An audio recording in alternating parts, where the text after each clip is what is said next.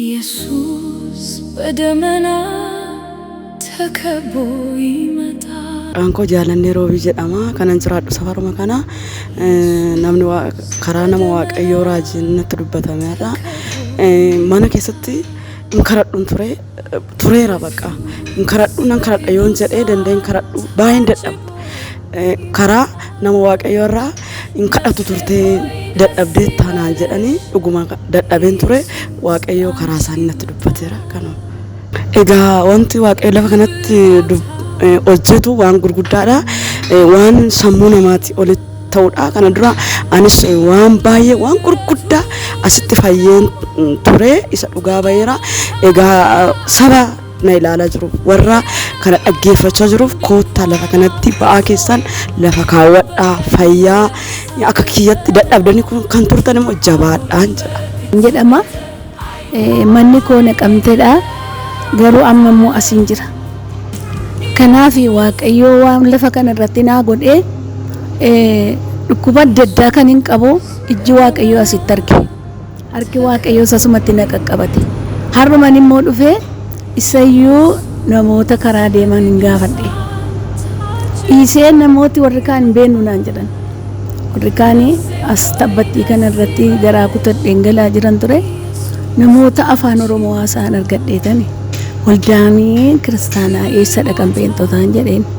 Waldaa eenyu jennaan kan waaqayyooti jedhee ka'ee waldaa gammiin tajaajilu jechuudha gaa'eera. Kanaafin achi dhaqaa jira na kottaadhani amma sitti na fidan. Galanni waaqayyoof haa ta'u. Dhufeeras waaqayyootti illee yaani. Waaqayyoos na illee yaasani. Fayyeera dhukkuba koorraa. Buufadheera ba'aa koos maqaan isaa eebbifamu. Lafa kanarra waaqayyoo jira. Dhugumaa wal lafa kanarra waaqayyoo jira. Harki waaqayyoo jira. Anaaf marcuma duwwaa ta'e ni ilaalinaa. Mogoleen isin hin bu'in. Bor lafa taa'umsaa dhabama. Bor dhufee guutaa waaqayyoo ajaja baasa. Kanaaf anaaf naa ta'eera. Waaqayyo sinaa eebbisu. Anaaf dhossaa koo bira naa ga'eera waaqayyo. Kanaaf an waaqayyotti guddaa nan gammadaa. Jireenyi koo waaqayyotti gammadaa. Isa kana dhagaa wanti nan dubbadhu. Galanni waaqayyoo haa ta'u. Dhibeen kun mee sukkaaraa fi neerbiinii gara waggaa 8 wayiidha. Waaqayyo humna keessaa fuudheera. Garuu anaan immoo dhiigichi gadi hin taa'u. Waaqayyo humna keessaa fuudheera. Sin ajjeesuudha. Nan ajjeefne dhuguma. Hammarraatti nan ajjeefne tajaajila koo sinuman deema. Kallattii hundumaanuu nan dhaabadha. Waaqayyo godhe galanni isaaf haa ta'u. Ba'aa waggaa 8 immoo har'asumatti bu'eera. Kanaaf kana abdii guutuudhaan nan eeggadhaan galanni isaaf haa ta'u. Maqaan koo Lattuu Beekamaan jedhama. Bakki dhaloota koo Wallagga Lixaadha. Bakka nama jiraadhu immoo Sillaaseedha. Ji'a furii na qabuunsaa lafaan namaraa yoon gad jedhee yoon ol jedhee waan na bukkeeru yoon qabadhe malee danda'e gadi hin laalu. Tun kanaan jedhu tun na dhiisaa irra buru tun jedhu miilli kollachuu kanarra immoo dhiitee na ba'e. Isaa gaafanii mana yaalaa deemu mana yaalaati. Kanan naqeef kana garuu isaan deebisanii gaafa dhiiga koo ilaalanidhaan hanqina dhiigaa qabda. Amma ji'a tokkotti kiniina kana fiddee ji'a tokko booda deebitaa naan jedhan. Inni kun immoo akka miila dhiitattan fuudheen soqosuu danda'e. Giddiin dhufe yeroon dhufeyyuu.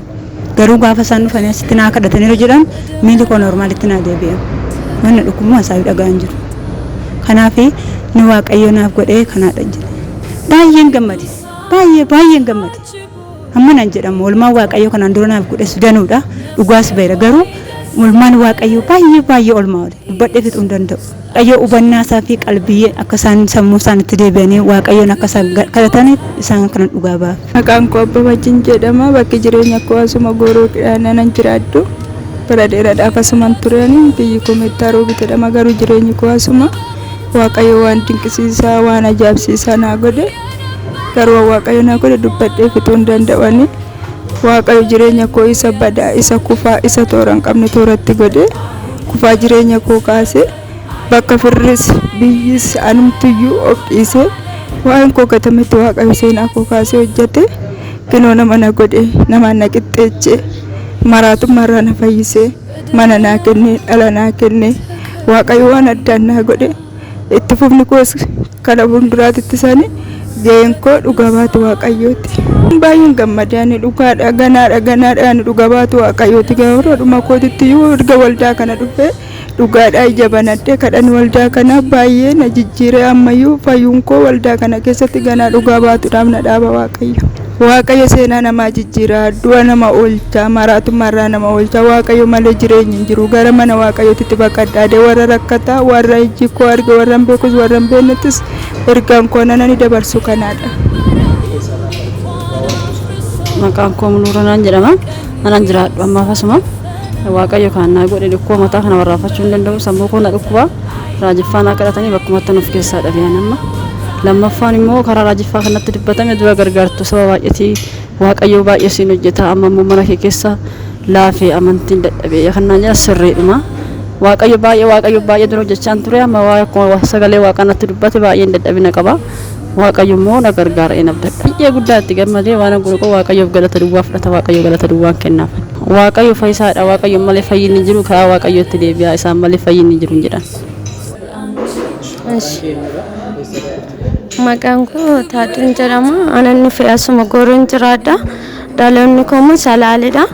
እና የሮንዳ መንገድ ለውካን ደሙ ከራል ለውካን ደሙ ነጸናቃ በቃ ኩፍ ነጎዳ ወይም ብሻን ቀበደም ብሻን ፍራን ነቀትሬ እና ደቤሞ የሮ በቃ ፍንጫን ቀበቹ እንደንደው ደቢሴ ጉያ ለሞፎት ላይ ጨልቀቤ ዱይደ ኮባዬ ነልኩ በትሬ ጭይሳኖ ላይ እና አመሳት ከነሞ አስተፈ ፈይጭራ ገለኔ ዋቀየፋተ